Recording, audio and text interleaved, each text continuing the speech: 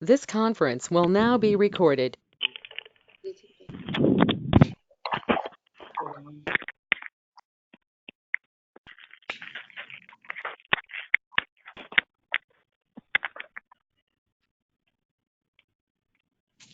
Hi, everyone. This is LeeAnn Ketterlin-Geller from SMU in Texas.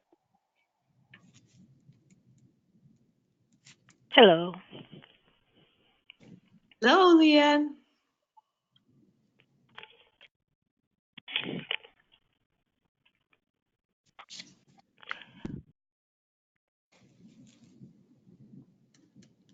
Ben, if you're talking, I don't think we can hear you. It looks like your microphone is on, and it looks like it's not muted.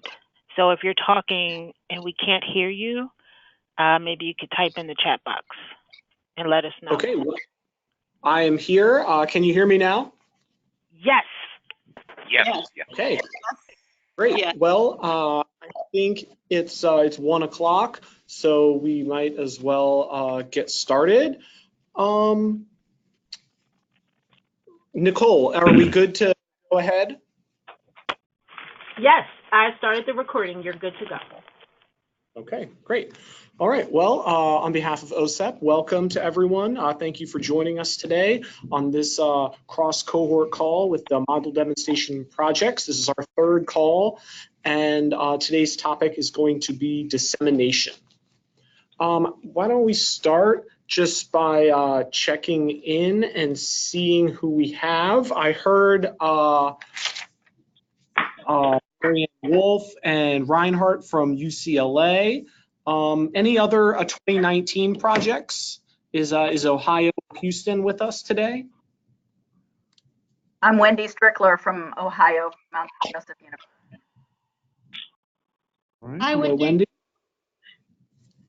Hey, everybody. Colleen Carlson from Houston. Oh, good, Colleen.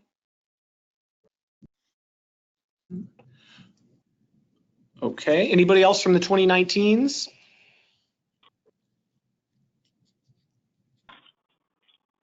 All right. And then from the 2018s, I think I saw Russell joined us. Right, and Yes, Joe I'm here. too. Yeah, I'm on here too. And who were those other voices from the 18s? Joe Domino's here. It's Shawnee Wakeman. Okay. Wakeman from Charlotte. Anybody from Vanderbilt with Chris Lemons' group?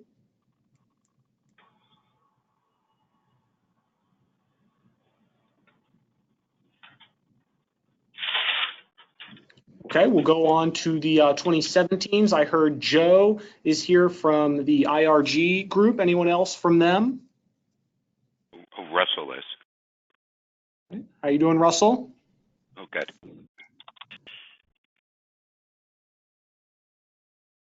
How about I heard LeeAnn. Anyone else from Erika's crew here? Hi, this is Erika from Project Stair. How are you today, Erika? Doing well, thanks. Right, and the then we'll go to the 2016 cohorts. Letty, are you with us right now? I'm here. Hi. How are you doing? I'm doing great. Thank you. And anyone else from your project joining us today? Yes, I believe Shannon is on.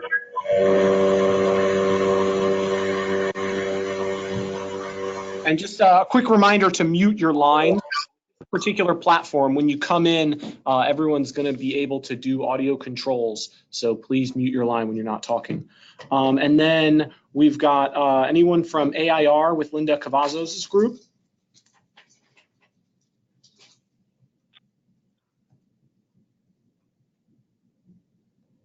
Or from Portland State with Julia Esparza Brown? Yeah, this is Amanda Sanford from Project Lay. Glad to be on the call. Okay. All right, and then the 2015 adolescent literacy cohort. I've got Steve Goodman's group from Michigan. Yes, I'm here, Steve. How are you, Steve? Great, thank you.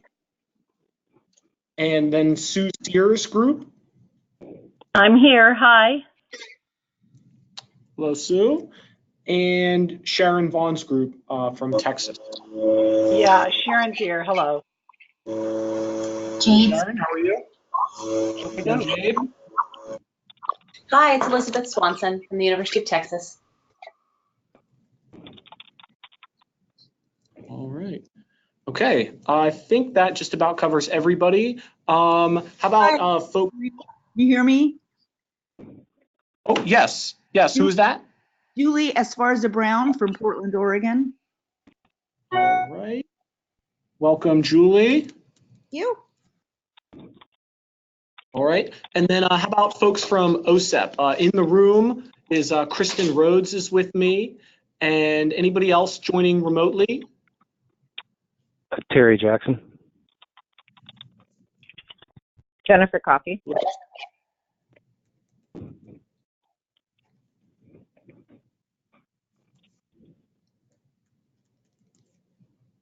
All right.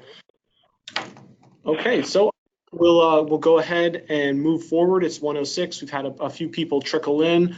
Christy Santee from Houston said that she joined us as well via the chat. Ben, this is Nicole. Sorry to interrupt. There was a question in the chat box for Miriam.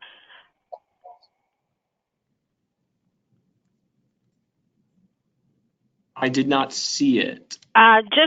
So Miriam's from OESE and just wondering if this is the right call for her to be joining, if we can let her know so she can decide if she should stay or jump off. Miriam Lund? Yes. I don't. Miriam, I think it might have been a mix-up. I believe that. So Okay.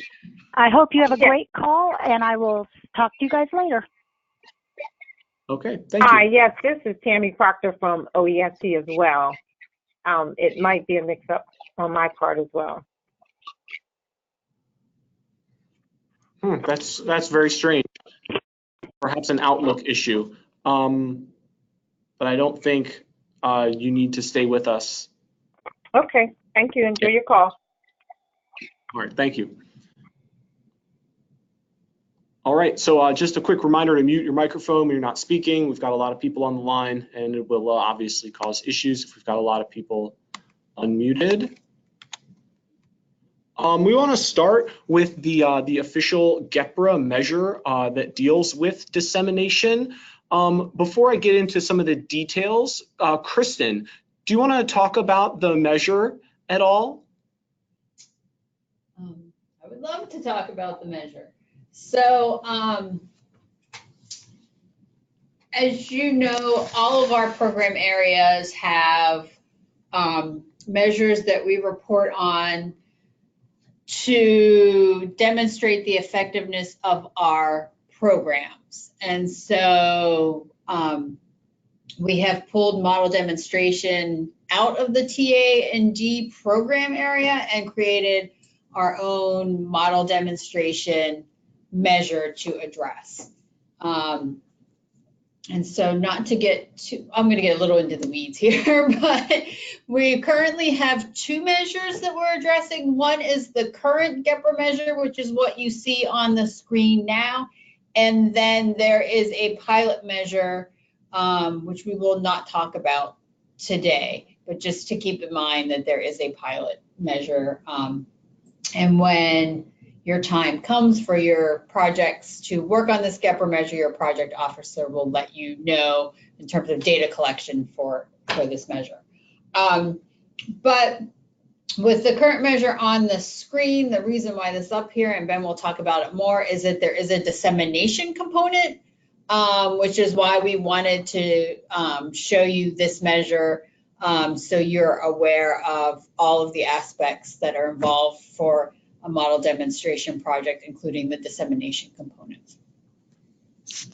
Perfect. Thank you, Kristen. So we've got two steps for how the data is going to be collected. And step one is the gatekeeper. And if you don't pass step one, you don't go to step two. So for step one, it has to be an effective program model, which is defined as one that has been sustained in implementation sites beyond the life of the project and has experienced some spread. Now spread, we're somewhat open to the interpretation of that. It could be to other schools, it could be to other districts, it could be to other grade levels within the school beyond the originally targeted sample. So if your project is able to check that box as being an effective program model, we would move on to step 2 and contact a TA center, because as part of your projects, you're supposed to be working with an OSEP technical assistance center to disseminate the model. And I've got 7 components there bulleted, and at least 4 of those would have to be a part of the TA center's dissemination. So the contractor, the outside independent contractor, calls the TA center and says, have you been doing these things with the model demonstration? And they would say yes or no, and based on that, we'd get the results to our GEPRA measure. So that's just a little bit about the GEPRA measure, and your project officer can definitely tell you more. And as you get closer to the end, that becomes more important, and the details get fleshed out a little bit more. I just wanted to share a quick dissemination artifact from one of the math model demonstration projects. Project STARE had an infographic made, and it's been posted on their website. It's been on Twitter. It's going to come out in the OSEP newsletter in February, and so I just wanted to share it with you. You can take a look at some of the changes and growth that they've been able to make happen with their project, and it's also attached to the meeting invite if you want to take a closer look. And so I mentioned the TA centers. This is the new OSEP TA center infographic, which is 2 sides. The front side breaks them down into programs, TA and D centers, which are the ones that the model demos have to work with. And then there's the parent program centers and the technology, personnel, and data centers in separate groups. And this is a reworking of an old document which used to be affectionately known as the OSEP placemat. You may have seen, which had a big map on it and talked about all the different centers, but it's been reconceptualized as this, and it's on the OSEP website and also attached to the meeting invite. And on the back, we have all the centers broken down by content area. And some of the centers are in more than one content area, depending on what their specific focus is. Moving on to call for topics for the next iteration of this is we've got a few up there that you've seen before. Would be interested in people voting on and letting us know if any of these are of interest, or if you have an idea for something else we could do. We'd love to hear that. A new one that we kicked around at our last internal meeting here was how OSEP can prove its impact on the field, because you saw that GEPRA measure. We're always considering new measures for how we can determine our impact to the field. And if you have ideas about how model demonstration projects could more effectively prove our impact on the field, we'd definitely be interested in hearing that. I see at least one person's already responded. All right. Oh, we got rankings too. Good, Erika. Thank you. So whenever you can, just let us know what you'd prefer or what your ideas are. All right, and with that, I think I'm going to turn it over to Letty Grimaldo, who is both a current and former model demonstration grantee. So she had a project known as Project Elite, which has wrapped up. It was very successful. The project officer, Grace Zamora-Duran, wanted to introduce the topic, but she couldn't be here today. So I'm not going to say too much about what they did. So I'll turn it over to her. Letty, you have the floor. Yes, thank you.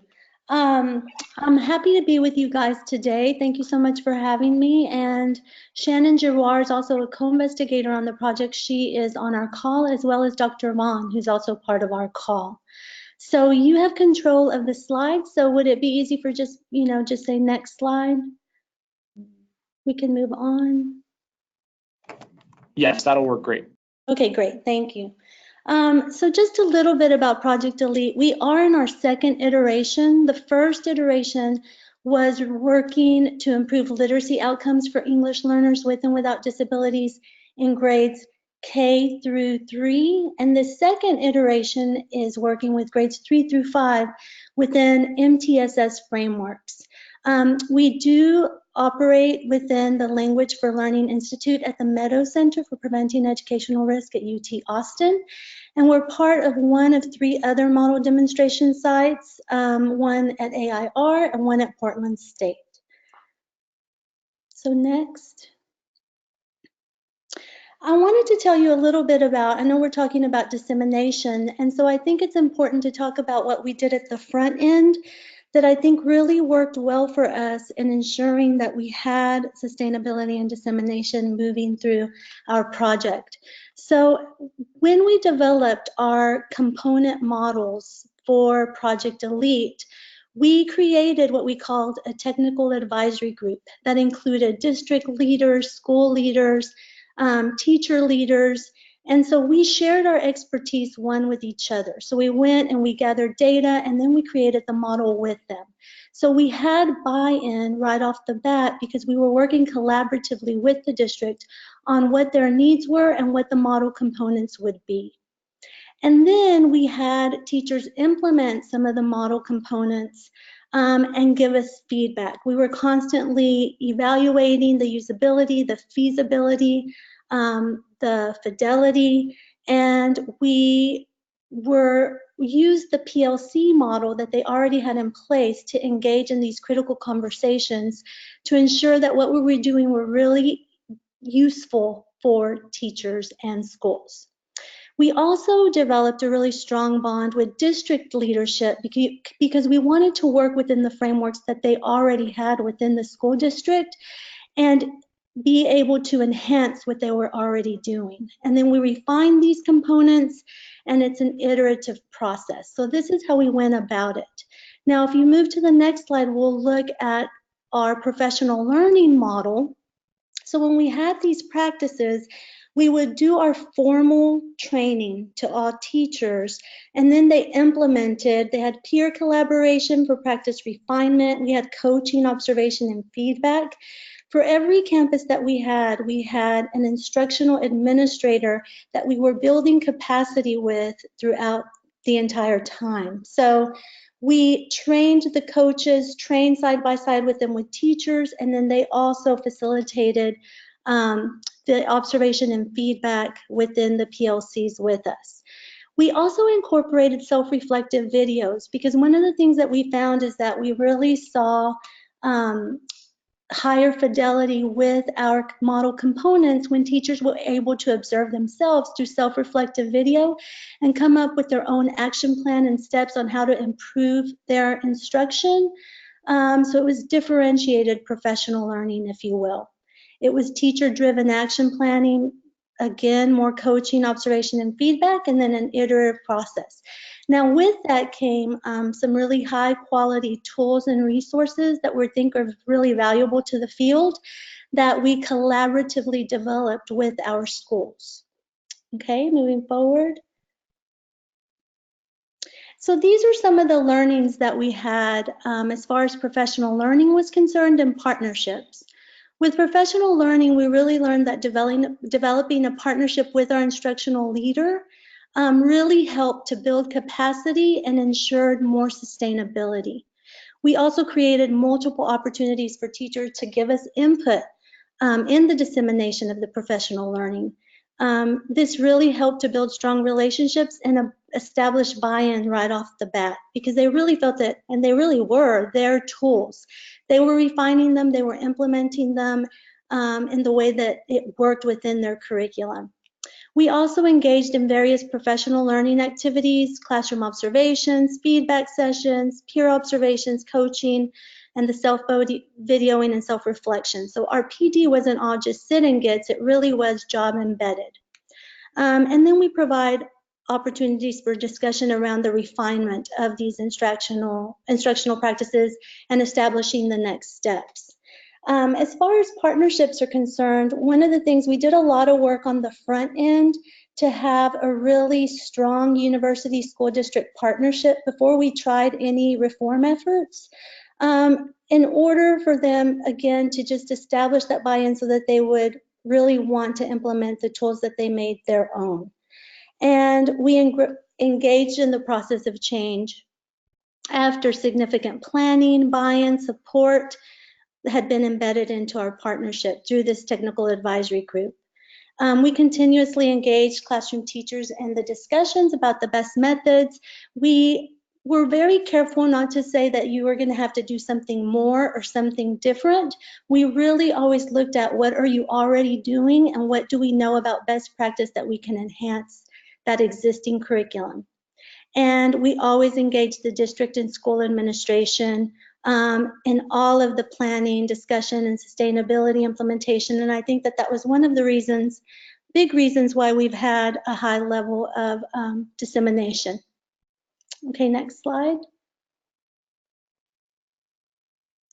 Now, the other thing that I think really has helped with our dissemination is that we have worked on a really nice website. On our website, what you'll find is every single professional development that we've created, every single teacher tool that we've created for teachers and leaders. You will find every single thing that you need on our website in order to turn these around on your own school district. From the protocols to educator tools, we have lesson plans for our read aloud routines. We have video models where teachers are implementing, and we have trainer of trainer videos. So you really get and I think it's really user friendly, so you get a good sense of what we're all about with our website. It's easily accessible and easily disseminated. Next. Now, I'm going to just take you through a little bit of our instructional tools that we have at the classroom level and at the district and leadership level, and then talk to you a little bit about how those have been disseminated within the district and outside the district with different partnerships that we've created with other entities. Now, first of all, we have a Read Aloud flipbook series where we have read aloud routines for building vocabulary and comprehension in pre-kindergarten, kindergarten through third grade, and Text Talks, which is a strategic book club routine for grades 3 through 5. We also have a lot of teacher tools around these read aloud routines.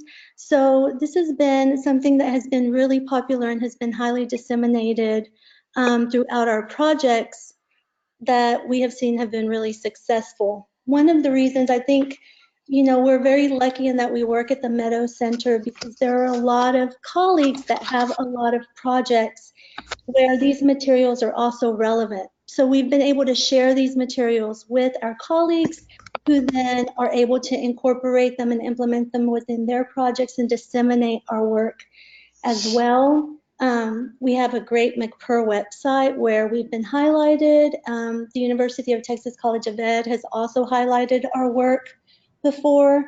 And within our center, we have what we call where we spotlight projects. So within a month-long period, we can put out our products, and everybody within the center and the College of Ed can come and look at our materials, if you will, as well.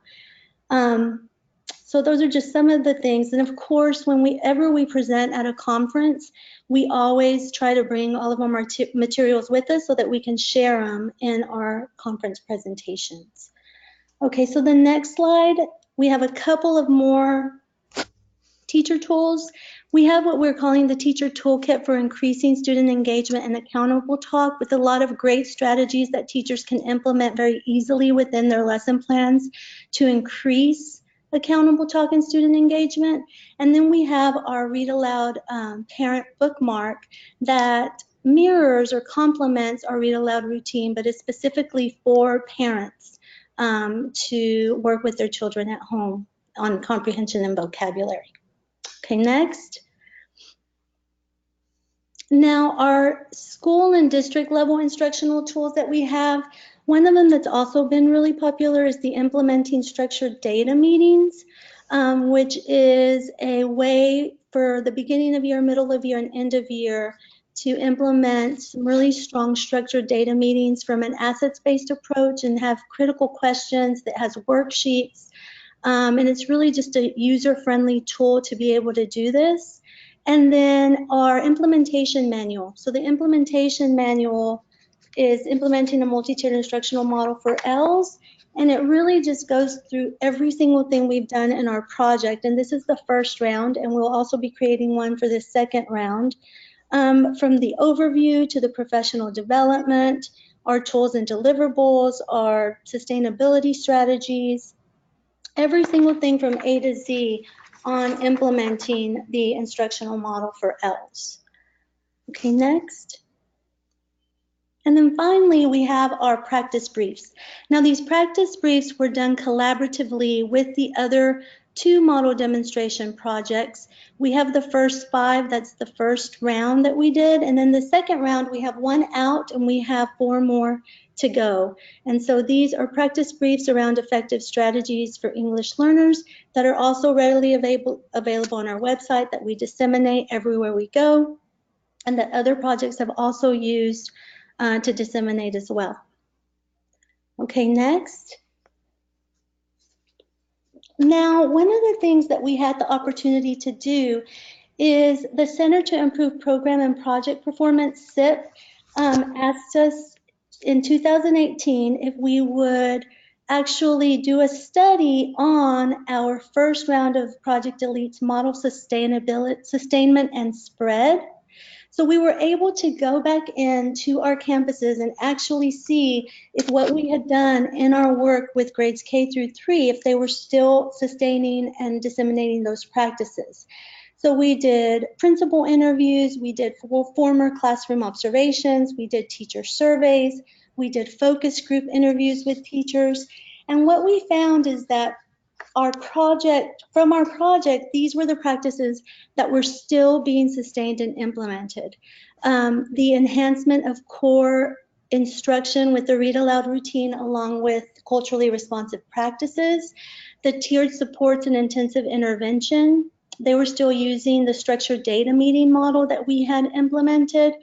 And as a matter of fact, at this point, the district had adopted, so Del Valley ISD, they actually adopted our entire structured data meeting manual as part of their RTI process within the entire district. And then they were still using the self-reflective videos for job embedded professional learning. Next. Next slide, please.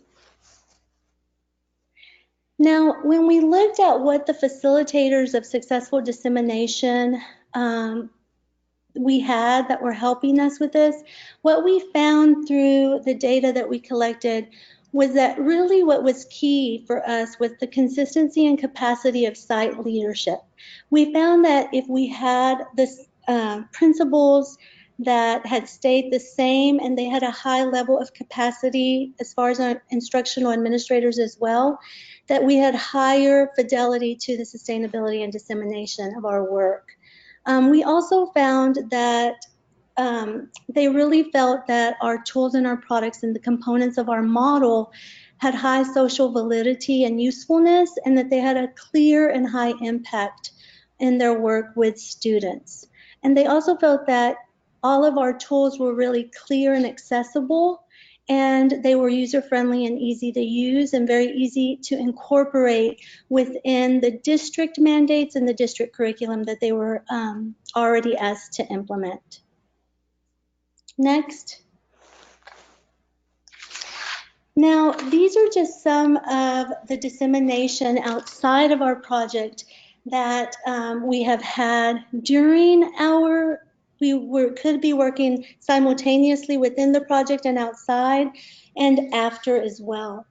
One of them was with Bridge Multimedia. The president, Matt Kaplowitz, went to a training session that I did at the OSEP Project Directors Conference, and he had an OSEP sponsored project that he was partnering Great Expectations with the National Braille Press, and he really fell in love with our parent read aloud bookmark because they were creating a read aloud routine for their teachers. So he incorporated that within his project and disseminated it in all the conferences and workshops that they did. It was over 1,700 total dissemination from the last time that we talked. Dr. Vaughn also connected us with the founder and project director of San Antonio Reads. This is an organization that partners with school leaders in San Antonio to support literacy instruction for students who are learning to read. And they contacted, Dr. Vaughn connected us with them. And so what we did is we provided them with free training to their staff. And we provided the Parent Read Aloud workshop and bookmark, and they incorporate that within their workshops with parents now as well. We also know of various schools that are implementing the Parent Read Aloud routine and the Read Aloud routine for K-3 and pre-K. For example, we know of one district that uses the Parent Read Aloud workshop and bookmark in their summer school sessions with kids. And so they have parent liaisons who have been trained. They train parents, and then parents implement that at home to complement the summer school program. We also know of school districts that implement the Read Aloud routine with their dual language teachers, where they're doing it in English and Spanish. Another partnership that we have is the Institute of Public School Initiatives. This is an organization that's part of the College of Ed that dedicates its time for teacher training and technical assistance. And they've widely used our Read Aloud routine in various school districts across the state through various literacy grants such as Recess, that's a grant for early childhood, the Reading Excellent Teams grant, that's the RET grant also for literacy. And they provide the teacher training along with instructional coaches and support the implementation of the routine. They widely use our videos and PDs that we have on our website.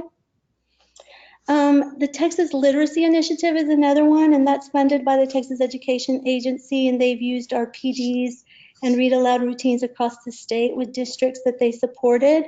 And this is actually how the pre-K Read Aloud came to be, because they were working with early childhood and they really wanted something like the Read Aloud, but at the pre-K level.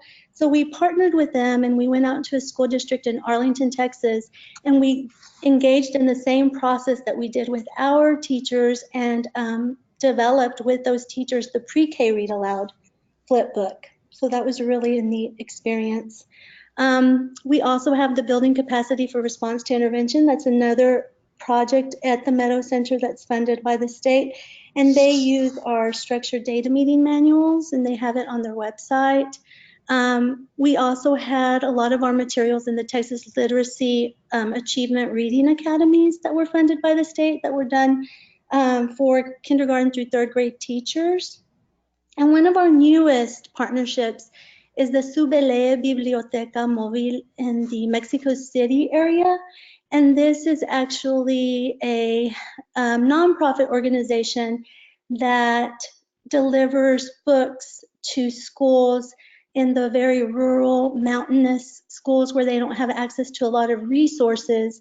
And while they deliver books, they really wanted something to help teachers incorporate and implement with these books. So they're now using our Read Aloud routine, the text talks, and the Parent Read Aloud bookmark. And it's just gotten a little bit wider. We're just in the works of where the mayor of this particular town that's called Valle de Bravo is now, and the Secretaria de Cultura, they're going to be printing all of our materials. We've translated them all in Spanish, and they'll be purchasing all of these for all of the classroom teachers along that whole entire county, or municipal is what it's called. So those are just some of the things for our dissemination that we've done. And I do think that it's because of some of the things that we talked about with the partnerships and the leadership, and just really because we have such a wide network of colleagues that have been very gracious with our work and utilizing and using them within the state of Texas as well. So any questions for me at all?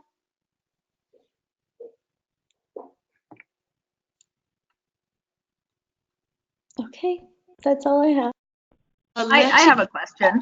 Oh, Yes, we have some sorry, questions. this is Wendy Strickler from Cincinnati, and this looks phenomenal. I actually just wrote down your website because I really want to go on and explore these tools more. So congratulations, this is amazing. I apologize if I should know this. The question is just what year of the project you were in, because you guys have created so much.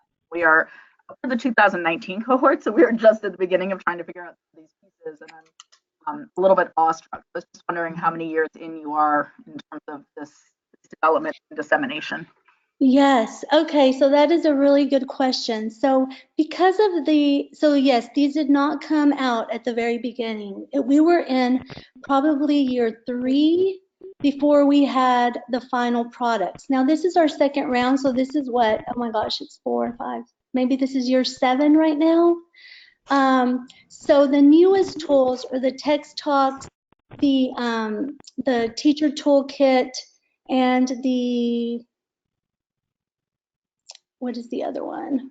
So we have a few new ones, but as far as the read aloud routine, the pre-K, we're talking about probably years 3 and 4 was when we were completely finished and disseminating at a much wider range. So it takes a while for sure. Thank you. That allows me to take a little bit of a breath. You're welcome. Yes. Thank you, Letty. I feel the same way as Wendy. This is Marian and Laura from UCLA. This sounds so wonderful, and we want so much to be able to use some of this in LA Unified. And I have 2 questions.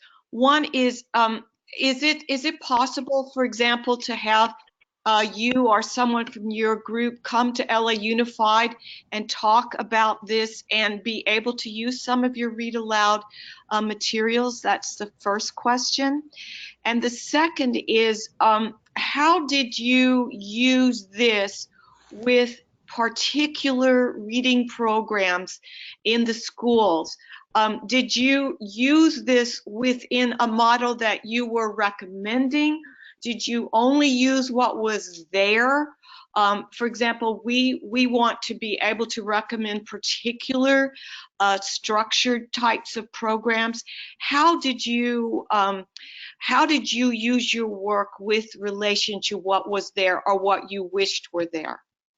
Okay, great. Thank you. Those are great questions. First of all, absolutely. We would love to come out and talk to your district about any of these things or professional development, whatever it is that you would need. We always love disseminating the work and partnering with as many people as we can. So yes, we would definitely be open to that. Second of all, that's a really good question. So we did work within the school's curriculum that they were already implementing. So they had a reading adopted program. But the beauty of it is that we were able to modify it because read alouds are done no matter what, right? So teachers are going to do read alouds. So we enhanced the way they were doing read alouds with effective best practices that we know to be good for in particular, English learners. And one of the things that we also did enhance, sometimes the literature within our books weren't necessarily culturally responsive or mirrored the students that teachers were serving. So they did enhance and incorporate and add to some of the curriculum. But by and far, it's very easy. I think that's one of the reasons why we have been able to disseminate this particular tool as much as we have. And it's all based around the work that Dr. Vaughn has done with read alouds. And the reason why we've been able to disseminate it is because it's very easily adaptable with what it is that you're already doing. It's very user-friendly. Okay, thank you so much, Letty. You're welcome.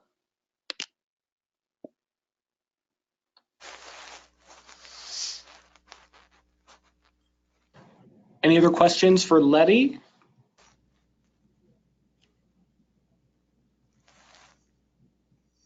All right, thank you very much. That was really interesting.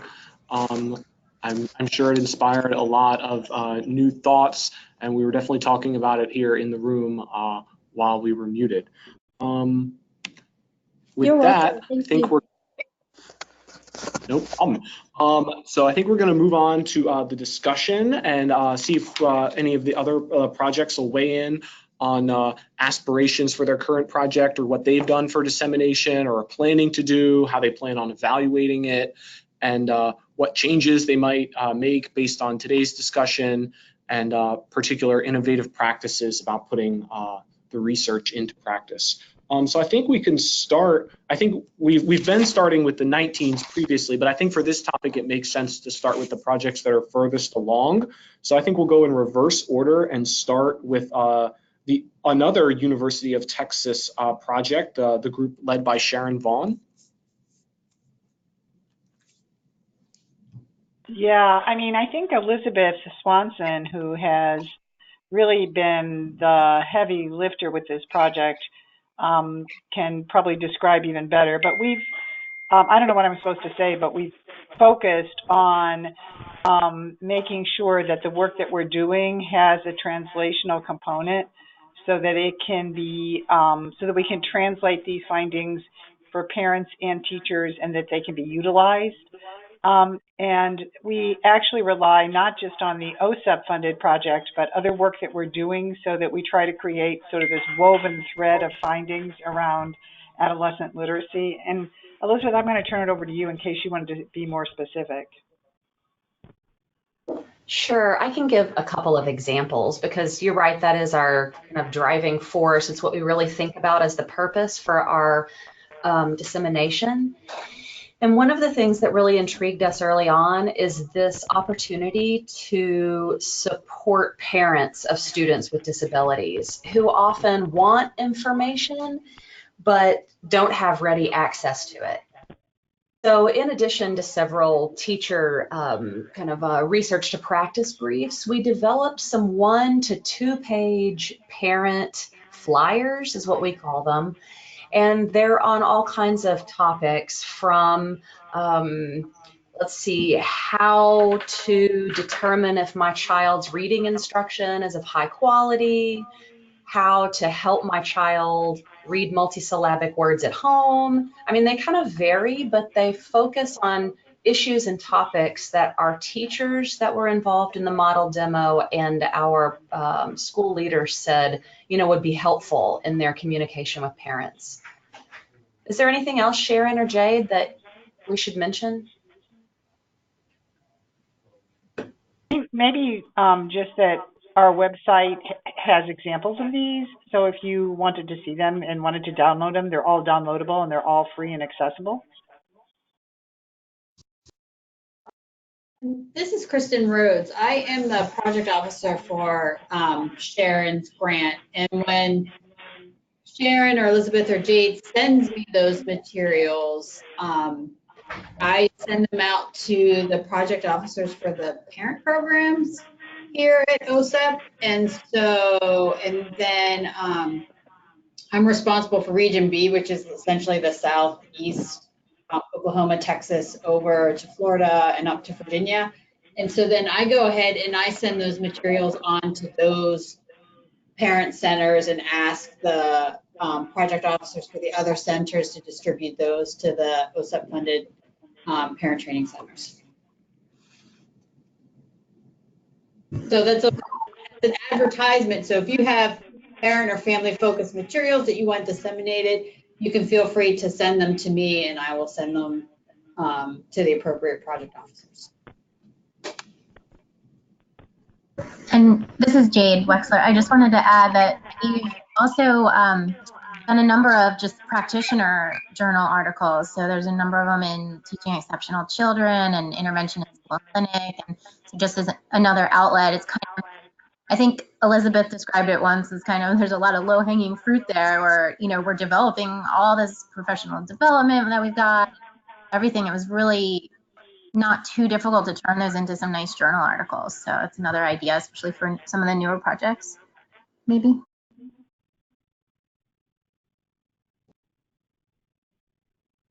All right, thank you.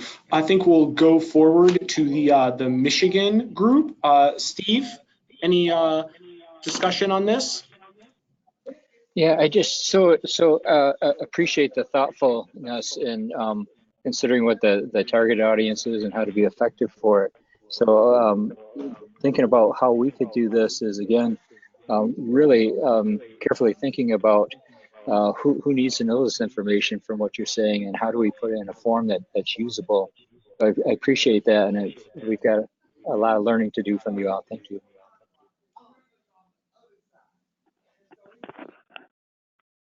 You're welcome. And Sue's group. Hi, this is Sue from Cal State Northridge. In terms of our dissemination efforts, I'd say they're centered around two primary partnerships. One is with the district in which we are embedded, and that's the Los Angeles Unified School District, and they have been our partner in this effort from the very beginning. And in particular, their Division of Special Education and their Intensive Diagnostic Education Centers. So we continue to work with those folks and pulling out specific components of our program, which we're then disseminating. So the component that I think is the furthest along in terms of this is our word builder application. And this was originally created on Explain Everything, and with the help of our second really incredible partner, thank you, Steve, the state personnel development grant, and it's now Callie Reed's. They financially, in collaboration with us, supported the conversion of that tool into a free online application with accompanying training modules. And they are disseminating that throughout 9 districts and consortia in the state of California. So with evaluation and surveys of participants. We're also working with them on the development of a morphology module and a reciprocal teaching module. And LA Unified is then also using those tools. So that, I would say, is the effort that is furthest along. Letty, I just want to say thank you for this. This was so impressive, and I think, will help us as we continue to think about dissemination. I just want to, I've been thinking about this a little bit. I hadn't considered this as a dissemination effort originally, but I'm thinking of it more so now. And that is that we are primarily a teacher training institute. And so the work that we've been doing, the materials and the products we've been creating, we've been more systematically including these in our reading methods courses. And so, Steve, you said something about who needs to know this information and be able to use this information. And perhaps we need to think about teacher candidates as also being able to benefit from some of this work. And, to that end, we're in collaboration with Marianne Wolf and Laura Reinhardt in a UC-CSU collaborative. So that's kind of where we are and where we hope to go.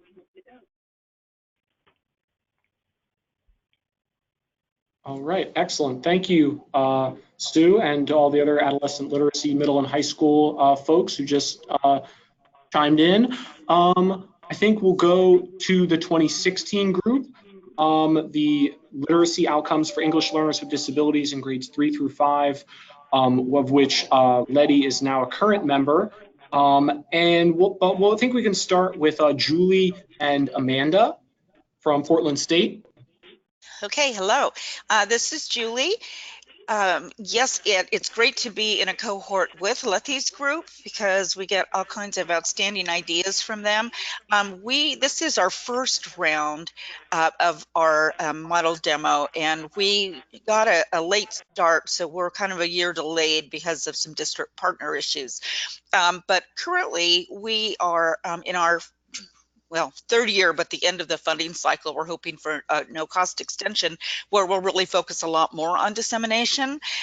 We've also have a website where we've developed materials from our presentations, and we'll be developing many more. We use a framework that we call PLUS that is a way of using existing reading intervention programs that are created for English only students, and as a framework, as a way to build language supports and background supports around kind of scripted programs, or even around classroom instruction. So we're really being very intentional about how much language really needs to be unpacked for English learners.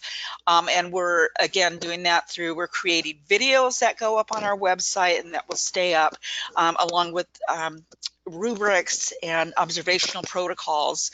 And we're working on an impact study at this time as well. We've been to many, many conferences in the last couple of years, so really getting the word out about these free and downloadable materials. But I continue to, want more ideas of how to package and to continue to disseminate. So, Amanda, what would you like to add? Hi, thanks, Julie. I think the work that we've done within the district to try to capture videos of instruction of model practices has been really powerful, and it feels powerful in both being able to share at state conferences, which we've done with our partner district, and national conferences, which we get to do with our other two projects that are part of the cohort. Also mindful kind of within the context, thinking about spread, that the buildings really have taken on the onus to share the information that we're sharing beyond 3 through 5, that people are working with it at K1-2 as well. And we're working with district level coaches to do a lot of the professional developments. We're really working on trying to kind of pass the baton to them to take the lead on some of the work that we've done. So they have taken on a number of the practices, the video self-reflection, and the increased opportunities to support language for English learners and for all students in the building.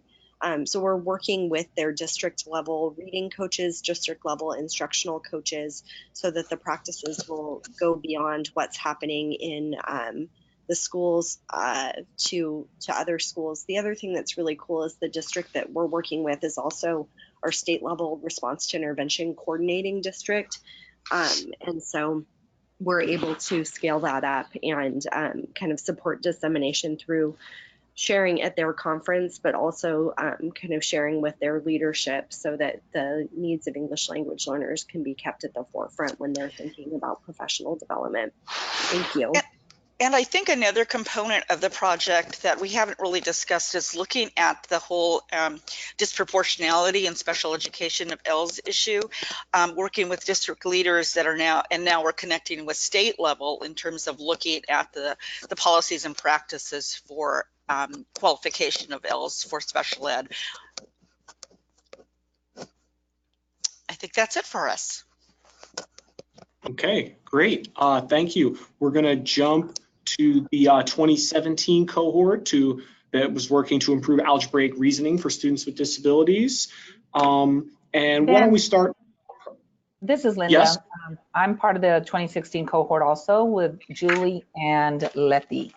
So. Oh, sorry, I didn't know you had joined us. Yes, I got the wrong link, but I did join late. So I'll just give a very brief update on our culturally and linguistically responsive multi-tiered system of support project. And I do want to reiterate one thing that has been fabulous in this 2016 cohort. The collaboration between the 3 sites has been just phenomenal. And I was part of the first cohort as well with UT Austin. And I think the increase in collaboration has really, strengthened the practices that we share across the 3 sites and some of the dissemination efforts. As Amanda mentioned, we have been able to present jointly, and we'll be presenting jointly next week at CEC. But some of the things that I want to highlight from our project in South Texas have been the parent trainings. We have done a number of parent trainings and getting the word out in English and in Spanish, to be honest, mostly Spanish, because by request, and really helping parents understand what MTSS means and what their students are doing during the day. That has been something that's been very well received. And from that stemmed a brochure that we're creating, we'll have ready for dissemination very soon. And will be posted on that joint website and our project specific website on supporting literacy at home and in English and in Spanish, and how to support literacy when parents may or may not understand the language and when they may or may not be literate in both English and in Spanish. So that's been an important piece. The other thing is the changes that we've influenced at the district level on response to intervention and looking at how we monitor progress and determine whether or not the students are needing support in language. It might be just a language issue or literacy. So those have been really kind of the bigger buckets of ideas that we've really focused on that I think have really supported the district and I think will create some sustainability. One other thing that's important to mention that affects both Letty's project and ours is that the state of Texas is moving to the Science of Reading Academies. And this push to a very systematic, explicit approach to instruction is going to support what we've been working with in our respective districts in Texas. And so that's really exciting how these two have converged and will really support and help sustain some of the practices because they are also taking a very biliteracy approach in the state of Texas. So I think that's going to be helpful to us as we push this in our final year and for sustainability. Okay, excellent. Thank you. So now we're going to jump on to the algebraic reasoning group, and we can start with Erika and LeeAnn from Project STAIR. Great. This is Erika. I'll be efficient here. I guess we are looking forward to aspirations for dissemination as we move forward. I'll just share a couple of those. We've developed a website, and I would say that our goal is to really make a strong public-facing website that includes all of the materials that we've developed for teachers so far, including both professional development and coaching materials that address strategies for students in middle school who are struggling with algebraic readiness. Another key component, we've been creating tailored videos in the Lightboard studio at UT. So thanks again, Meadow Center, for that, for some support on that. We have about 150 of these YouTube videos posted that provide support for teachers as they implement everything from classroom management to effective questioning to specific mathematics strategies in their middle school classrooms. And I'll tag the link for the YouTube in the chat box.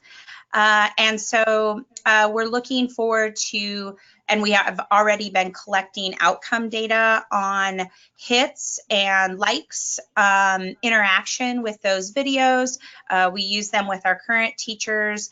And then Ben attached the infographic that Taylor Cox, one of our supporter staff down at SMU, created to help with dissemination to our practitioner partners and to our technical advisory group. So that's just a quick kind of brief overview.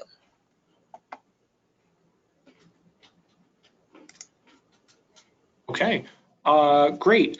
How about the IRG group? I know Russell and Joe were with us earlier.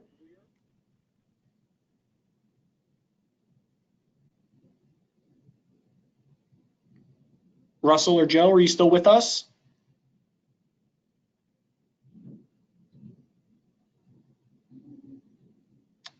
Okay, maybe, I guess not. Well, I think that does it for the algebraic reasoning group, because the AIR project is on an airplane and couldn't be here and doing observations. So then the 2018 group, academic outcomes of students with intellectual disabilities in elementary and middle school. I know Shawnee was here earlier. Yes, I'm here. So we're just in our second year, and we have ideas and aspirations. We have to do a better job with our website, obviously thinking about big picture. We want to write some obviously practitioner journal articles about what we're doing, but we have a big coaching component to what we're doing. And so we just were talking with the district yesterday, as a matter of fact, about a potential CEU package that we could put together for long-term use with online modules and so forth for the district that they could use, and how that could kind of manifest itself into other things. We're not sure, but that's kind of the ideas about being able to put this together, and then how to do it effectively with a coaching component. I'm not sure that we have a good handle on all that yet.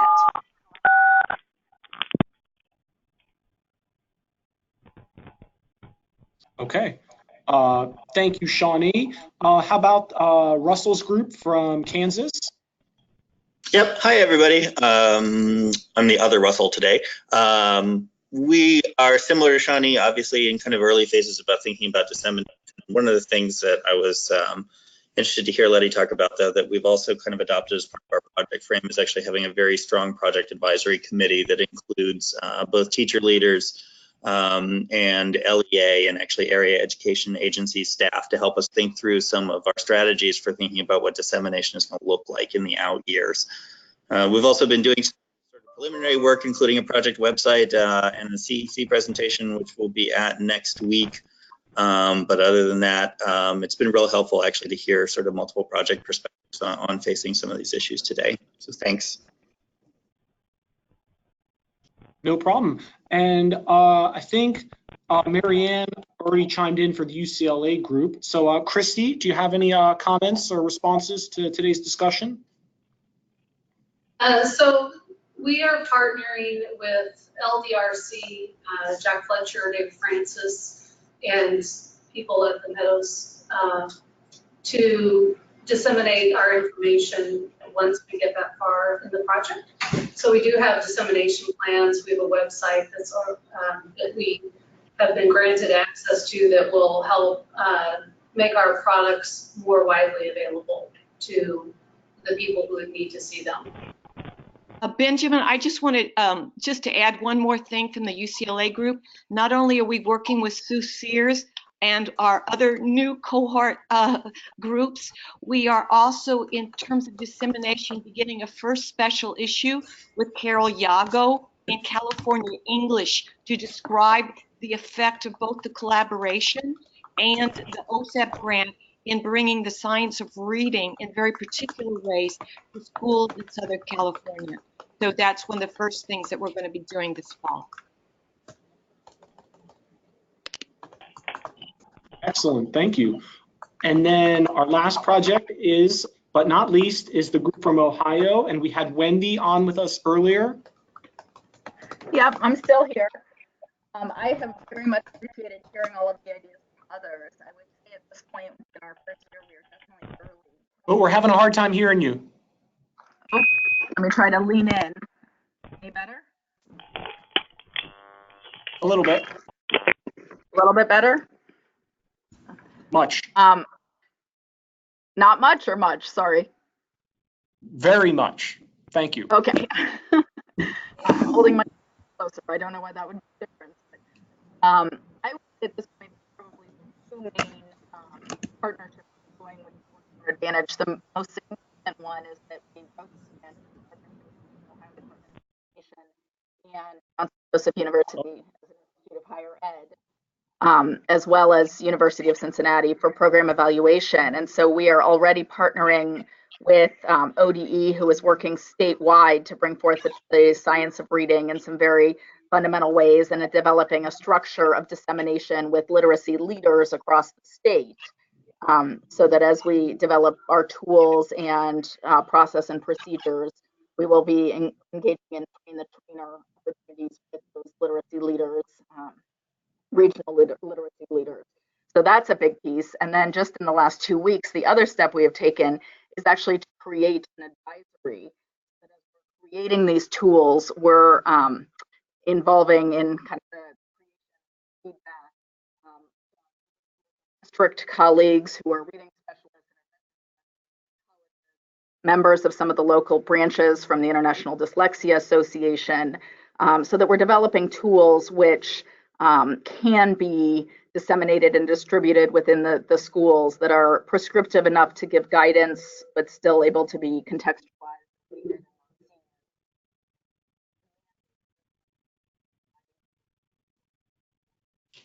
Okay.